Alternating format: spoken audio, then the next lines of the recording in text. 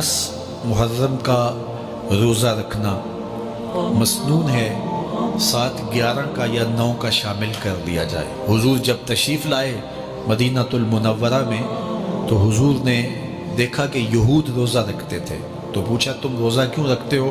तो उन्होंने कहा कि हज़रत मूसा अलैहिस्सलाम को कब्तियों से इस दिन नजात मिली थी। तो फरमाया हज़रत मूसा अलैहिस्सलाम का हक़ हमारे ऊपर ज़्यादा है। तो हुजूर ने रोज़ा रखा और फिर फरमाया कि अगले साल अल्लाह ने चाहा तो हम साथ एक रोज़ा और शामिल करेंगे, ताकि उनसे मुशाबहत ना हो जाए।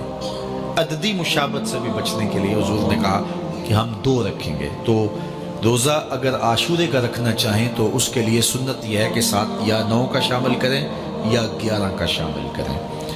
तो जो अफजल तरीन रोज़े हैं उनमें से आशूरे के रोज़ों का भी शुमार होता है। तो अगर मुमकिन हो तो जिनको अल्लाह ने सेहत अता की है, तो आजकल इतनी शिद्दत की गर्मी भी बाकी नहीं रही, तो वो ये रोज़े रखें, ज़िक्र व फ़िक्र के अंदर इन अय्याम को गुजारें।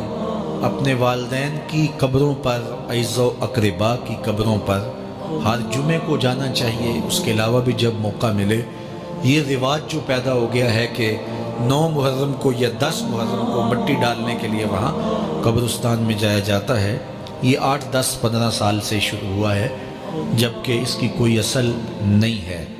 तो अगर आप रूटीन से जाते हैं तो आपको हर जुमे को जाना चाहिए वालिदैन की कब्रों पर, और वहाँ जाके हर जुमे को सूरह यासीन की तिलावत करनी चाहिए।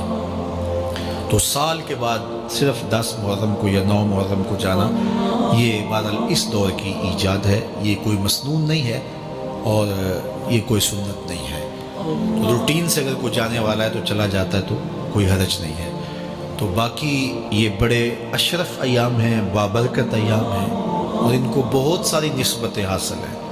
हज़रत इमाम हुसैन रज़ी अल्लाह ताला अन्हो की शहादत के साथ यौम आशूर को निस्बत हासिल है, और इसके अलावा भी बहुत सारे आली मर्तबत जो है वो हस्तियों के विसाल का दिन भी है, और बहुत सारे वाक़यात इस दिन जो है वो रूह पज़ीर हुए हैं। तो ये इस लिहाज से बहुत ही बाबरकत और जो है वो मुबारक यौम है। तो इस दिन को ज़िक्र व फ़िक्र में, इबादत में बसर कीजिएगा, और अपनी ज़िंदगी की एक एक साथ को अल्लाह और उसके रसूल के नाम पर लगा देने के जज्बों से सरशार होके ज़िंदगी गुजारिएगा। हज़रत इमाम पाक उन्होंने अपनी ज़िंदगी दीन के लिए कुर्बान कर दी। तो ये 10 मुहर्रम हमें सबक देता है, और हम उस दिन अहद करते हैं अगर उन्होंने अपने बच्चे भी कुर्बान कर दिए और अपनी औलादें भी भूख और प्यास में कुर्बान कर दी, तो हम भी ये अज़म करें इस दिन के हम अपनी सारी ज़िंदगी हुजूर के नाम लगाएंगे, हुजूर के दीन के नाम।